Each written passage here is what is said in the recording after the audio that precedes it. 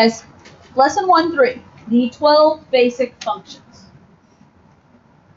As we go through these today, these are graphs that in a way you need memorized. Okay? You need to be familiar with each of them. You need to be, like right now, I say y equals x squared, a graph pops in your brain, right? Because you're pre-calc, you've been there, you've done that. I want my Algebra 2 kids, when I say y equals x squared, to pop a graph in their brains. Now, I say y equals the square root of x. Does a graph pop in your brain? Maybe, maybe not. Not necessarily expecting that it does at this point. But that's what I want to happen. That's what I want us to get to the point of like, oh, yeah, it's that one graph. I know what it looks like. So we're going to go through these 12 graphs. We're going to write a graph up here. We're going to talk about domain and range of each of these graphs so you know what you're looking at here. And then you're going to have questions to answer about them. And it's all just about getting to know these 12 graphs. These are graphs that the farther you go in math, the better it is to just be familiar with them. To be able to have a picture of them in your head without having to graph it on the calculator. Okay? So, now some of the names you may not know. I don't know if you would call this one the identity function. Probably not. But what about the equation y equals x? Okay? It's a line? It's a line. Okay, you're not dabbing, right? These are lines, right? Okay, just checking. Got it. Okay, so y equals x. It's the identity function. It is a straight line. If we're specifically talking about y equals x, it goes through 0, 0, 0, and it has a slope of 1. Now, technically, the identity function, you might also hear it called the linear function. That one would probably sound more familiar. But it represents any line. Okay, it represents any line there. So I guess if you want to think linear, it is also the linear function. What's your domain? Does it go infinitely left and infinitely right? Over. Okay. I'm going to write negative infinity and positive infinity. I agree with all real numbers as well. Yes. What's the range? Negative and positive infinity. Okay, it goes infinitely down, infinitely up. So negative infinity to positive infinity. Okay. Now, another one. You should know this second one. Name, okay, the squaring function. Not necessarily what we call it, but that's what they're using here. Y equals x squared. What do you know about y equals x squared? Parabola. It's a parabola. The basic y equals x squared is a parabola that goes through 0, 0, yes? So it is indeed a parabola. Now, keep in mind, this squaring function, this parabola, that's the basic y equals x squared. This represents all parabolas, right? The parabolas can be shifted left and right, and they can be stretched and compressed. This just represents that group of graphs, the parabolas in general. Domain? Okay, it goes infinitely left and infinitely right. So negative infinity to positive infinity. Range. 0 to infinity. And beyond. Bracket 0. Okay, so how low does it go? This basic one goes as low as 0 and then goes up infinitely. So 0 to infinity. Infinities always use parentheses. This 0, did the graph touch 0? The graph does touch that bottom value, so we're going to use a bracket. Okay, so far so good. 2 for 2 should be ones that you're like, yep, I knew those. I would like to think we're 3 for 3 and you know this one. I cannot 100% say that, but the cubing function. Y equals x cubed. We're drawing crazy things in the air, okay? So, with the cubing function. Oh, my bad. I was using the wrong hand. Well, actually, I was making it positive for her. Okay, so the basic cubing function, y equals x cubed, It starts in the bottom left and increases to the top right. Okay, now, you could shift it, throw in a reflection, and it goes the other way. Okay. A little vocabulary point, a little vocabulary word. This point at 0, 0 here is what is called the point of inflection, or otherwise known as an inflection point. And it's a point of inflection because your graph changes from being curved down to then being curved up. So the way it's curving changes. So that's a point of inflection. What about domain? Negative infinity. Negative infinity, positive infinity, goes infinitely left and right. What about range? Negative infinity. Negative infinity and positive infinity goes infinitely up and down. Okay. Top row was cake, right? Yeah. Okay. Now, as we get into more of these are going to be more ones that you're not as familiar with, although a lot of them we've looked at in Algebra 2.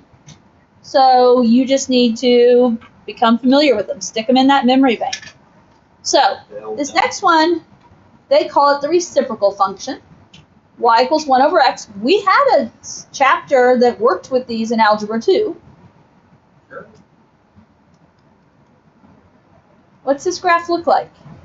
I'm gonna wait to answer because I may not cheat it. Well, okay, here's the deal. Do we know what this looks like?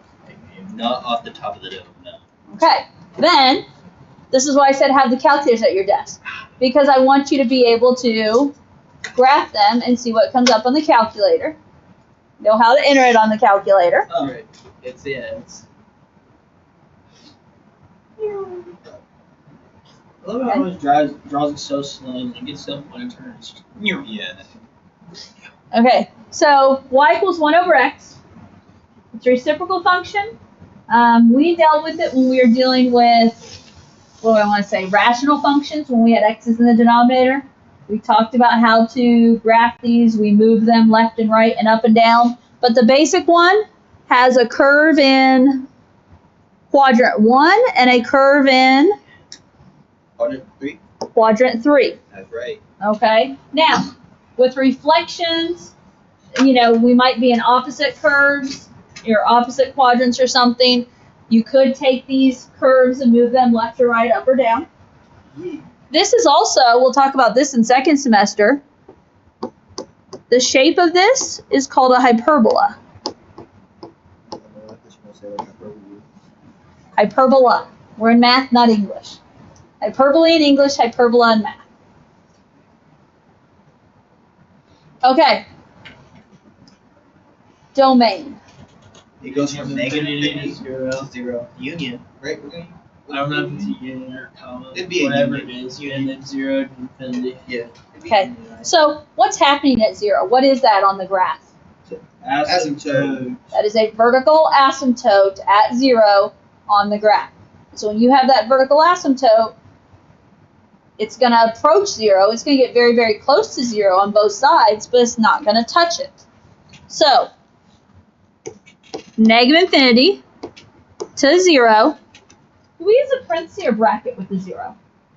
Parentheses, it's- There's an asymptote it's not going to touch. Union, and then 0 to infinity on the other side. Range? I mean, I'll give you it, Same but I'm thing. also supposed to be leading. Christy never gave me a. Well, why did you walk away from Christy without getting a note? Well, no, like my mom was like, they're called, and I was in class, or is there in homeroom, and I was like, okay, should be getting a note like second hour. Okay, hold on. Range. I got you from bottom to Same top. thing. We're gonna go from negative infinity up Same to thing. 0, and then we're gonna unionize that too. We're gonna unionize it, and then we're gonna go from 0 to 50. Now that you're with him at all. Yeah. We're good seeing with this? unionizing. Okay, Union. here's my thing. What's happening? Why is he breaking at 0? Because there's another asymptote. Okay, this time we have a horizontal asymptote, right? So range, bottom to top, negative infinity, it's going infinitely down. As it's going off to the left, it's approaching 0 from the underside. And your calculator, if you traced, would tell you that. So we're going up to 0, but not touching it. Then we jump over that 0. Now we're starting off over here, and we're starting off really close to 0. And then 0 and up. So it does look the same. Negative infinity to 0, union, 0 to infinity. What time are you supposed to be leaving? I'm supposed to be leaving at 45. My mom texted me that she was here. Oh, she's here? Yeah.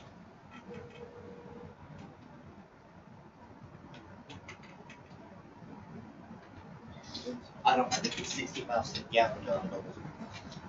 It's rough. And my blood pressure. Go ahead and head. Christy, how is No. Sarah 1165. That's Miss Arnold. Go ahead and head. I'll deal with the situation later. Yeah. Alright. See you later. Bye. Okay. Square root function. Do you remember what this one looks like? Because I think we dealt with this one in Algebra 2. I don't know. And here's what I'm going to say on any of these today. This is why I told you have the calculator in front of you, right? On these basic ones, I'm not graphing them on my own. I'm getting, is this like a race car noise or something here? What does this look like? That's what it looks like. But what is it? What piece of a graph is it that we already know? A sideways half of a parabola. Okay, this is indeed half of a sideways parabola. Okay, it is truly that. Okay, because the square root of x is the inverse of x squared. So it is truly a half of a sideways parabola. Okay? Now, domain. How far left does this go? 0. To how far right? Infinity, bracket on 0. Bracket on the 0? Yeah. Is 0, 0 a point on this graph? Yeah. Looks like it. First of all, your calculator, if you hit trace, would tell you that. But then also, if I put 0 in, the square root of 0 is 0. So we're going to start at 0 with a bracket because it touches to infinity with a parenthesis. Okay, range. Same How low do we go? Same thing. Coming from below, you start at 0, 0. The y value there is 0. How high do we go? Infinity. Because as you're going infinitely off to the right, is it still continuing to climb up? It is. So it is also, that was weird, 0 to infinity. Okay. So that was your square root function. And some of these are easy to remember. Okay, it's a square root function, square root of x. Okay? Exponential function.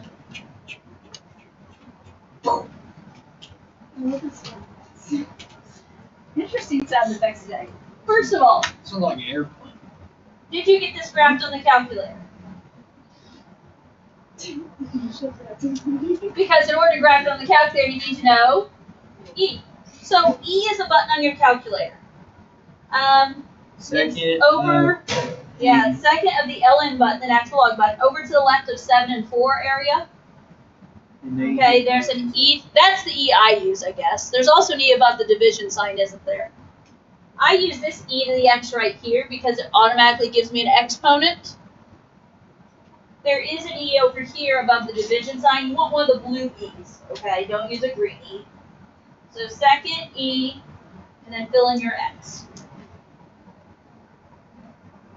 The only reason I have my calculator out today is to try and show you where things are at on the calculator and how to do things. Okay. So y equals e to the x. Exponential function, what's it doing? It's running alongside that x-axis and then it shoots up, yes? In the homework, you guys had 1.5 to the x, didn't you? And with that, keep in mind, it's pretty much the same graph. It's just a stretch or compression of it. Okay?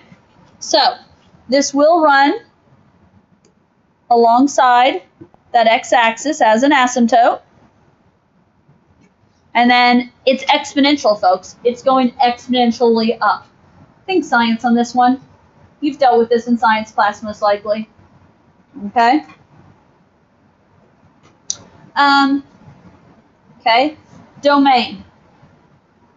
Infinity. Okay, it's infinitely left. As it goes right, as it's going up, it is going infinitely right. So negative infinity to positive infinity. Okay. Range. How low does this graph go?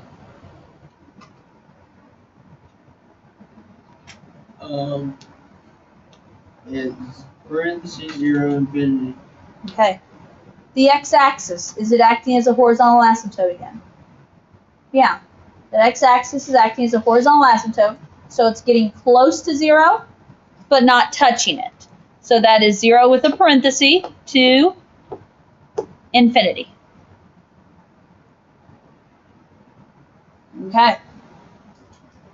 Now that's your exponential function. And a basic exponential function will touch the y-axis at 1. Okay? Until you get a stretch or something thrown in there. Well, not even a stretch. It'd be more like a shift. Okay, you ready for the next? Exponential and natural log functions are inverses of each other. Okay? So they are the same basic shape, just reflected. Did you guys find ln on your calculator? Mm-hmm. This one's just farther down. Okay. Now, okay, are we listening? This one. Every time they graph natural log, it happens like this. There is some graphing calculator error here. Okay? If you look at this, it kind of looks like it's doing 1. It kind of looks like it's stopping around 2, around negative 2. But that is not true. That's just the way the calculator portrays it. And so, notice, if you go to x equals 0, y does not exist. But if you go just right of it, you start getting values. You can't really see what's happening, but when I draw this graph,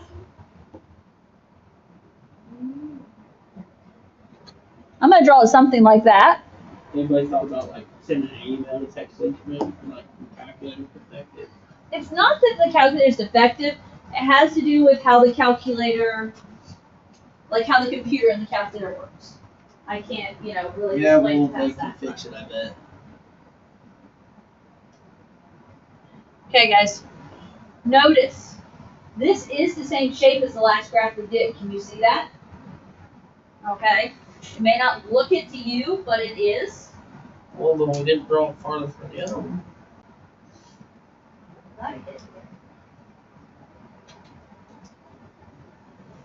Okay. So there's the two graphs together. This graph is just supposed to go down. Okay, so now that's graphing calculator error. You need to be better than that. You need to know more than that. You need to know if you graph this on the calculator, I'm not going to be happy if you just give me a short little bit here and end it here. I need to see that it's going infinitely down. Okay, domain. 0 to infinity. Okay, it starts at 0. 0 with a parenthesis, because at 0, that is a vertical asymptote on the left, yes? Range. It goes infinitely down, and then as it's going off to the right, it's going infinitely up. So negative infinity to positive infinity. Okay.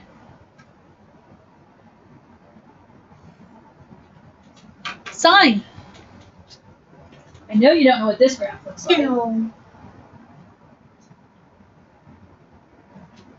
It's going faster because it's just straight line. Wait, what? You know, it's straight line. Yeah, it's like circuit. What? That's not what I got. Sine of x, right? So, Logan, you're the lone physics member here. And in physics, your calculators have to be in degrees. In math class, we go back and forth. So just switch it for a moment. Right here it says degrees.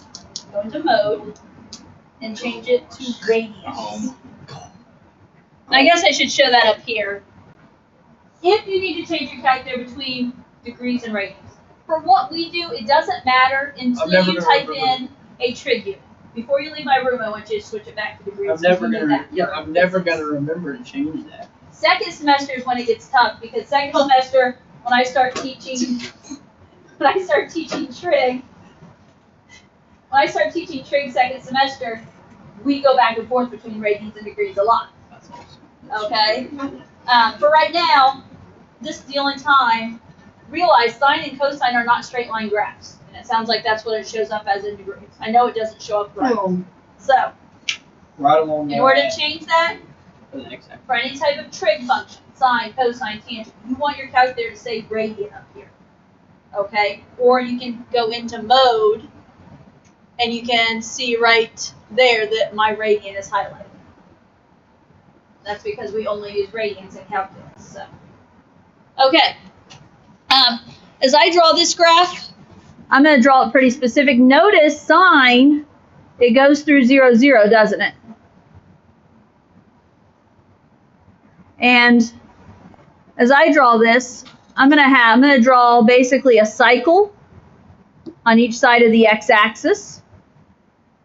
And we will learn how to draw sine second semester. Okay? Second semester is our trig semester. That's when we talk about it. But the idea here is that these are each a cycle, okay? One cycle, like when we talk about this, this goes to 2 pi right here when it crosses the x-axis again. This goes to negative 2 pi when it crosses the x-axis. You're going to need to know how high and low this graph goes. Okay, so first of all, domain. Is my graph going infinitely left and infinitely right? It's wiggling up and down, or it's oscillating, but negative infinity to positive infinity. Okay. You can kind of just trace and probably tell. How low and high is each of these curves going? Parenthesis on both sides, negative 1 to 1. I disagree with parenthesis, but it does go as low as negative 1 and as high as 1. Each of the bottoms of these curves are at negative 1. Each of the tops of the curves are at positive 1. And those do use brackets. They're not. If you do a min or a max, they will. When I'm tracing it, it goes to point. But you can't count on trace. Because trace doesn't give you every value.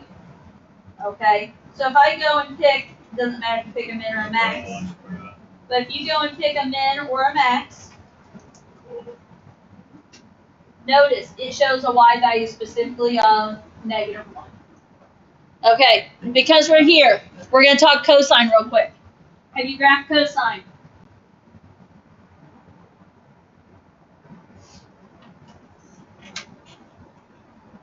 It's not the same thing. It's a shifted version of it. Same thing. Okay, so the difference here is that it goes through 1 on the x or y axis instead.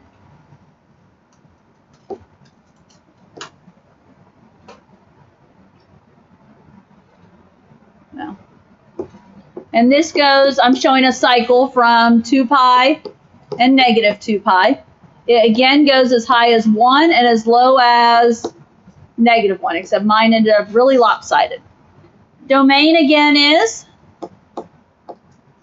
negative infinity, positive infinity. Range is also negative 1 to 1. Okay? Don't ever rely on just tracing your calculator to find mins and maxes. Because it's not going to show every value, so like thus, it didn't show that it goes to 1 and negative 1. Okay, Monday, we'll finish the last 3 graphs, and we'll do some questions on the back to kind of get you an idea of things you might see in homework. Okay?